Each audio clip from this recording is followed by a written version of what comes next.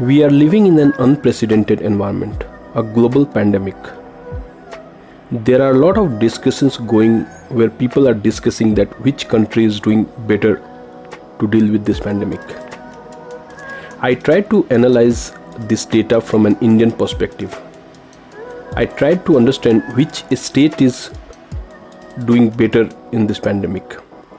I got this data from different government authorities. Let's look at this graph.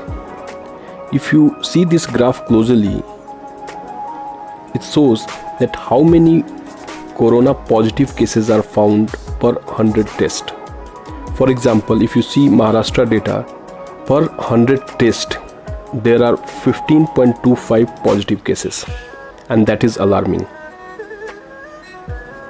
Looking at just this data, you can easily say that a state such as Maharashtra, Delhi, Telangana, Bihar are not doing so great, while states like Karnataka, J&K, Andhra Pradesh, Odisha, Assam, they are doing much better.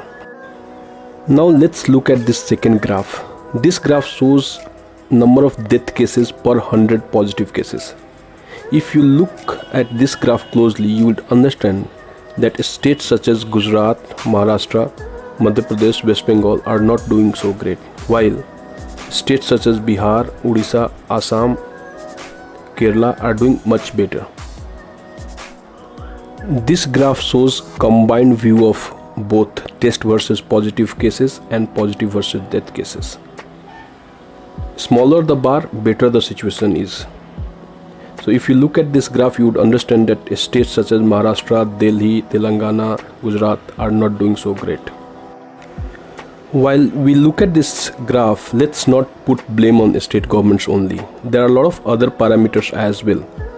Proximity to international and domestic environments, medical facilities of the state, and more important, the discipline of the people are also responsible. We will keep analyzing the data, but it is more important for us to be informed, be prepared, be smart, and be safe. Thank you.